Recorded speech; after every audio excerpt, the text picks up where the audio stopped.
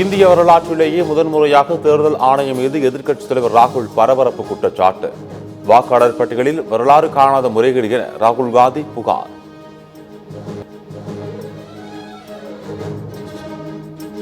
மகாராஷ்டிரா, பீகாரில் வாக்காளர் பட்டியலில் பெரும் முறைகேடு நடந்துள்ளதாக ராகுல் காந்தி குற்றச்சாட்டு.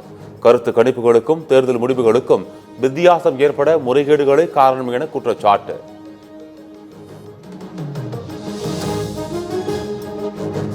இந்தியர்களின் வாக்குகள் திட்டமிட்டு திருடப்படுவதாக ராகுல் காந்தி பரபரப்பு குற்றச்சாட்டு.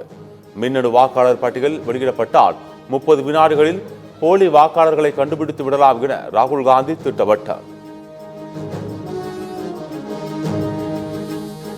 கலைஞர் மாணவ பத்திரிகையாளர் திட்டம், கலைஞர் நிதி நல்கை திட்டம் தொடக்கம். முதலமைச்சர் மு.க. ஸ்டாலின் தொடங்கி வைத்து முத்தமிழறிஞர் பதிப்பகத்தின் 8 புதிய நூல்களை வெளியிட்டார்.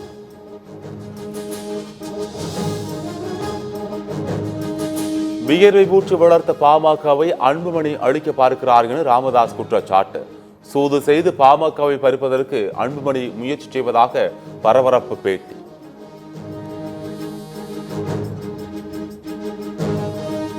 ஆணவ கொலை வழக்கில் சுர்ஜித் மற்றும் அவரது தந்தையை காவலில் எடுத்து விசாரிக்க சிபிசிஐடி போலீசார் மனு தாக்கல்.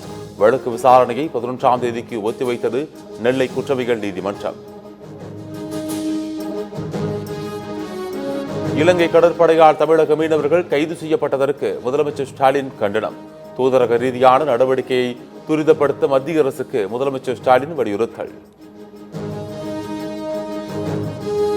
விவசாயிகளின் நலன்களில் இந்தியா ஒருபோதும் சமரசம் செய்யாது. எந்த விளைவுகளையும் சந்திக்க தயார் என பிரதமர் மோடி பேச்சு.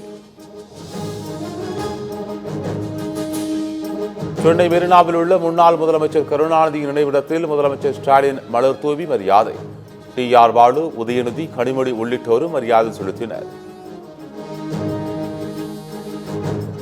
தமிழகம் முழுவதும் முன்னாள் முதலமைச்சர் கருணாநிதியின் நினைவு தினத்தை ஒட்டி அமைச்சர்கள், எம்எல்ஏக்கள் அஞ்சலி. திமுக நிர்வாகிகள், தொண்டர்களும் மலர் தூவி அஞ்சலி. திருப்பூர் எஸ்எஸ்ஐ கொலை வழக்கில் தேடப்பட்டு வந்த மணிகண்டன் என்கவுண்டரில் சுட்டுக் கொலை. பதுக்கி வைத்திருந்த ஆயுதங்களை எடுக்கச் சென்ற போது எஸ்ஐ சரவணன் மீது தாக்கியதால் என்கவுண்டர் செய்யப்பட்டதாக விளக்கம். திருப்பூரில் வரதட்சணை கொடுமையால் புதுப்பெண் பிரீத்தி உயிரிழந்த வழக்கு. கணவர் சனீஸ்வர், மாமனார், மாமியார் கைது செய்து போலீசார் நடவடிக்கை. திருப்பூரில் வரதட்சணை கொடுமை காரணமாக தற்கொலை செய்து கொண்ட இளம்பெண்ணின் உடல் உறவினர்களிடம் ஒப்படைப்பு.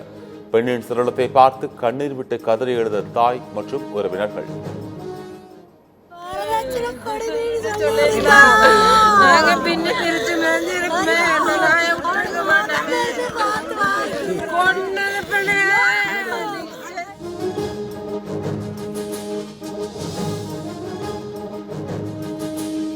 காரைக்குடி திமுக மேயர் மீதான நம்பிக்கையில்லா தீர்மானம் தோல்வி.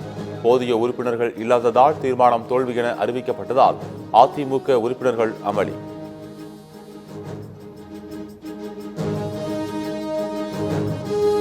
சேலம் மத்திய சிறையில் ஆசன வாயில் மறைத்து வைத்து கஞ்சா, செல்போன் கடத்திய நபர் சிக்கினார். சந்தேகத்தின் பெயரில் எக்ஸ்ரே எடுத்த போது செல்போன் இருந்தது கண்டுபிடிப்பு. பீகார் வாக்காளர்கள் சிறப்பு தீவிர திருத்தத்திற்கு எதிர்க்கட்சிகள் தொடர்ந்து கண்டனம். நாடாளுமன்ற வாயிலில் காங்கிரஸ் எம்பி சோனியா காந்தி தலைமையில் எதிர்க்கட்சிகள் கோஷம்.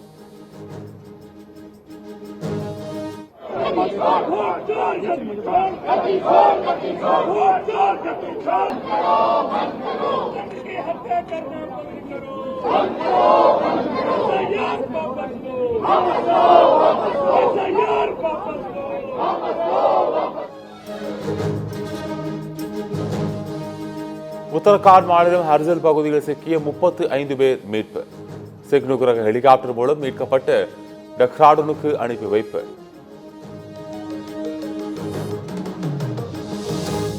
உத்தரகாசியில் வெள்ளப்பெருக்கில் சிக்கி மீட்கப்பட்டவர்களுக்காக நிவாரணப் பொருட்கள் ஹெலிகாப்டர் மூலம் எடுத்துச் சென்ற தேசிய மற்றும் மாநில பேரிடர் மீட்புக் குழு.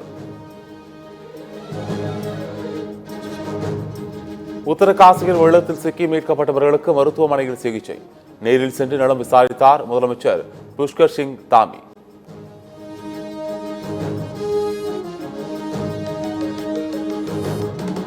உத்தரப்பிரதேச மாநிலம் ஹபூர் பகுதியில் தொடர் கனமழை எதிரொலி. கங்கை நதியின் நீர்மட்டம் அபாய அளவை எட்டியதால் பாதுகாப்பு நடவடிக்கை.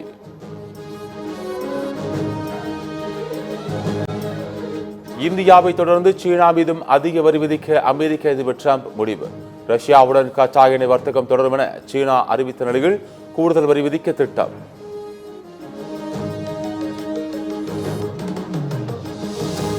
தைவான் வான்பரப்பில் பறந்து அச்சுறுத்திய சீன போர் விமானங்கள். 7க்கும் மேற்பட்ட கடற்படை கப்பல்கள் தைவான் அருகே ரோந்து பணியில் ஈடுபட்டதால் மீண்டும் பரபரப்பு.